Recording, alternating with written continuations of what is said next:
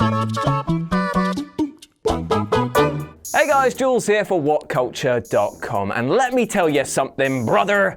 I've got a fairly big family. I've got one sister, 3 half-brothers, and 1 stepbrother, so I can say with absolute certainty, some sequels absolutely fucking suck, and sometimes the original product is the best damn thing around, especially when it comes to video games. Also, side note, I'm an awful brother. I can barely remember their birthdays at the best of times, and they're at that age now where even the little ones are asking what a clunge is. I should never have to bear that weight. They should learn the same way that I did from the cleaning lady who dusted the library at my school.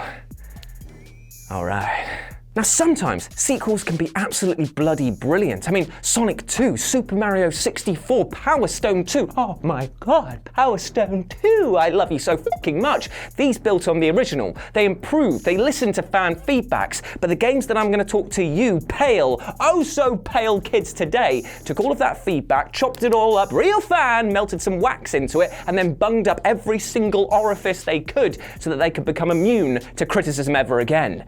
So let's take a look together at some games that promised the world but ended up delivering soggy chips to the wrong address. Because I'm Jules, this is WhatCulture.com, and these sequels suck. Let's kick things off with an almost no-brainer for this not list. It is not a list, and no, it's not Sonic 06, no, it's not Duke Nukem Forever, and no, it's not Bomberman Act Zero. I really should have actually included those. It would have made my job a lot easier. No, today we're talking about Devil May Cry 2. How do you take a game that is so beloved and so royally mess it up? The first game was pretty much perfect. All they had to do was deliver more of the same experience, right?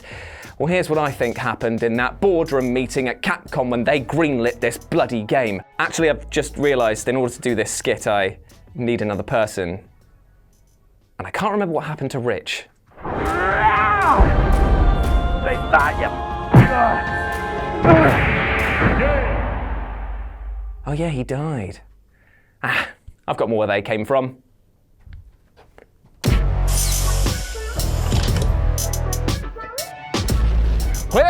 Well, Devil May Cry has sold out quicker than a YouTube channel knowing it can put 2 ads into the 10-minute mark. Well, let's see if we can't make a sequel. Bring it in here, boy. Oh, now be careful with it now. Be careful with it. That's Daddy's.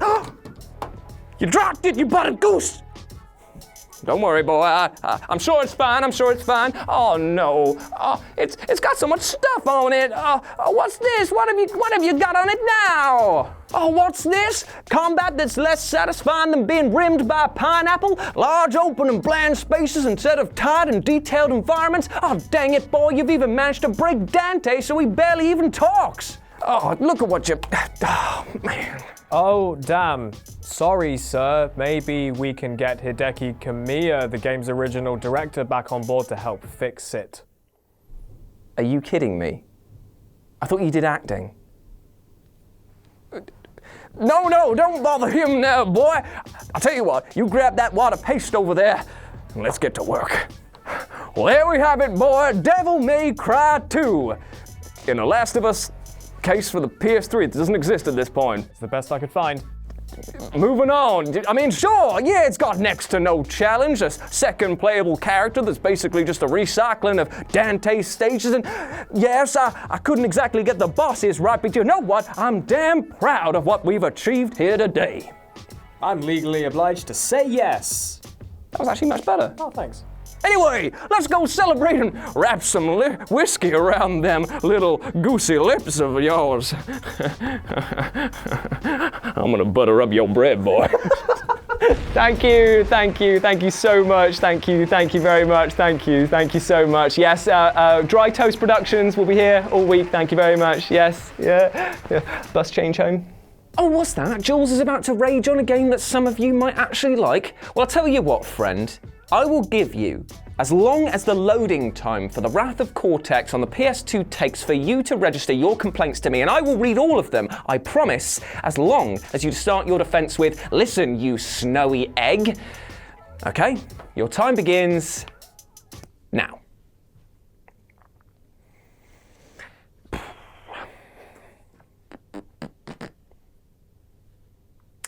It's a bit awkward, isn't it? Yeah. How have you been, by the way? You alright? Yeah, I've got a bit of dodgy guts, to be fair. Hey, a pasty that I found on the back of a toilet. Should probably have learned by now, shouldn't I? If it's not on the seat, don't eat the meat.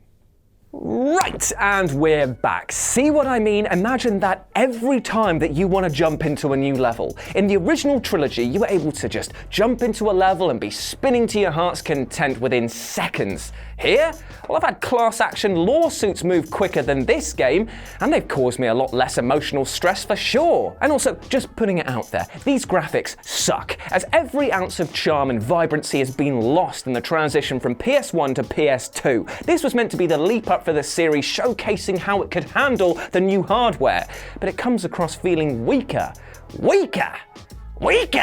across the board. I don't know why I did that. Look at this cutscene from Crash 3. Now look at the horrible mutants that make up the cast of Wrath of Cortex. I want this one inside me. I want this one to be put down. The lighting looks completely off base as well, and all the expression and emotion that was being captured in the previous games has been lost in a sea of rubbery renders.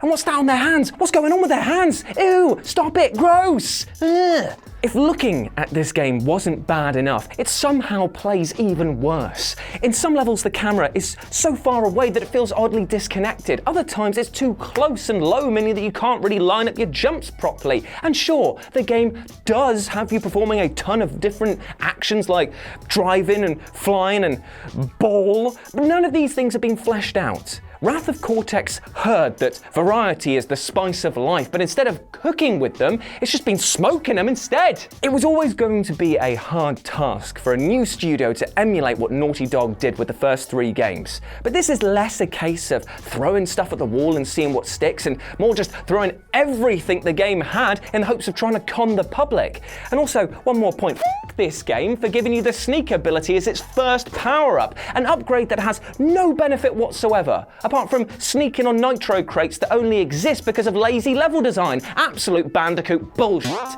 Calm down, Jeremy, it's all right. Daddy's working. Daddy's working. And speaking of phoned in crap that makes you do a rage sick, Dead Rising 4. Now let it be known that I love this franchise. In fact, Dead Rising 2 off the record might well be my favourite game, and say it with me, kids, of all time! God, it's really echoing, yeah? Sorry about that one, I do get carried away sometimes. Still though, let's compare the 2 games. The title that I consider to be the best, and the title that I consider to be the worst. Ooh. To begin with, both contain Frank West, so that's a plus, I guess. However, Dead Rising 4 replaced the voice actor for no real reason, and therefore bad move. Next, the gameplay did away with all of the colourful boss encounters because the developers were apparently too lazy to think up a theme to link them all together. And now, we get NPCs that have no reason to remember them. We have no reason to remember them, and they use weapons that you can make themselves. Bad move! Then consider the game's plots. One was an over-the-top tale about Frank seeking redemption and fame by whatever means, and the other...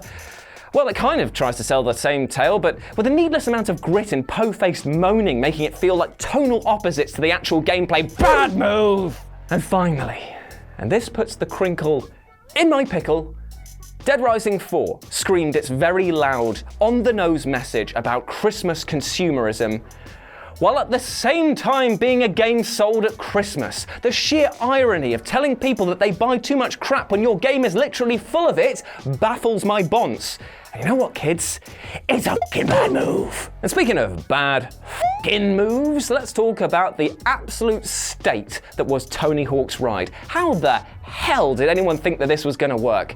The idea, I admit, got me interested, seeing as I'd finally be able to relive my youth and dreams of being a skateboarder boy. Well, by doing what I actually did in my youth, which is stay inside and don't actually apply any real effort to learn a skill.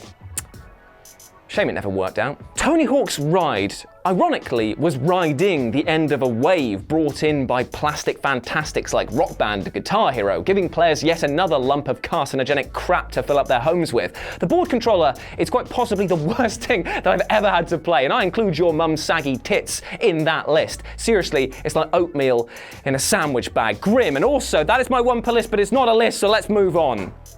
And I keep hitting the stand. I wasted so much time trying to get my character to do even the most basic things, and by the end of my disastrous playtime with Ride, I felt like I'd been ridden by a thoroughbred. And no, I do not mean riding a thoroughbred, ridden by. The funny thing is that watching the adverts of people trying to play this game and just how seeing the camera cut every time to the disconnected gameplay because they clearly simply couldn't get a single shot where the actions matched up to the desired result. It's appalling. It was meant to be a game about sick airs and grinding more pole than me down at the club, but all it did was make me sick and grind my bloody teeth into gums. I hate it. I hate it. I genuinely hate it. How you feeling, Jeremy? You alright, brother? Yeah, buddy! Right, let's end on a real stinker before my heart gives out. Marvel vs. Capcom is a franchise that really has been dragged through the mud with its latest installment. The series has been riding an esports high for the last couple of years, and Marvel vs. Capcom 2 still remains one of my favourite games, and say it with me, kids, that I owned as a kid. I got you, you fools. However, when it came to Infinite, they seem to have dropped the message. In fact, you know what? I think there's a call coming in. Hello, Darla Dickhead, a subsidiary for Capcom for the purposes of this skit. Jules speaking, how can I help you? Of course, yes, you want a sequel for the very popular MVC series. Well, let me take a look and see what I can do for you. Well, I can give you lower character selection, a really ugly art style that makes them look as appealing as Willem Dafoe in a string mesh thong, and a story that is utter bollocks. And all of the moves from your favourites have been tweaked so much so that everyone feels useless. No X-Men. No Fantastic Four. Yes, that includes Doctor Doom as well. None of him. Yes, Captain America does look like a juggy-head twat in this one. What's that? You want to know why anyone would want this? It's got gems in it. No, I will not do that to my bottom. Good day, sir. Some people. So yeah. It wasn't exactly the best follow-up to the series, and the double body blow of having an anemic roster selection and a stupid reliance on gimmicky gems to battle with just didn't sit well with fans. In fact, the reception was so bad that Capcom had to put the series on hiatus, and they're working on a reboot that will simply be called Marvel vs. Capcom 4, thereby wiping Infinite out of existence. Just like that. Whew. So there we go. That's another episode of These Things Suck. It's not a list. It's not a list. Hope that you've enjoyed that, my friends. I hope that you've enjoyed watching a 32-year-old bald man basically shorten his life by 10 years doing this. Jeremy's gonna have to go on f***ing holiday after this. He's getting stressed out. Anyway, please put your comments down below whether or not you liked it or disliked it, because after all, it's just a bit of fun.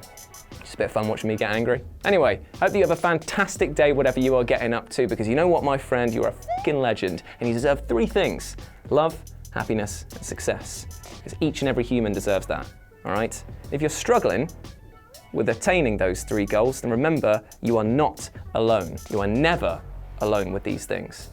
You can reach out and speak to people because, trust me, people care way more than you might realize. I know it's a tonal shift to go from angry to compassionate like this. That's just the type of guy I am, I guess.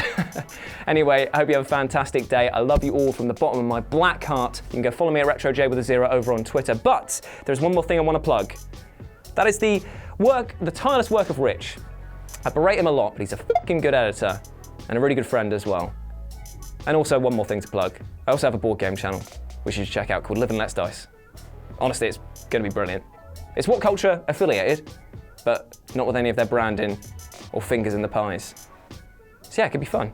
Anyway, as always, I've been Jules. You have been awesome. Never forget that, and I'll speak to you soon. Bye.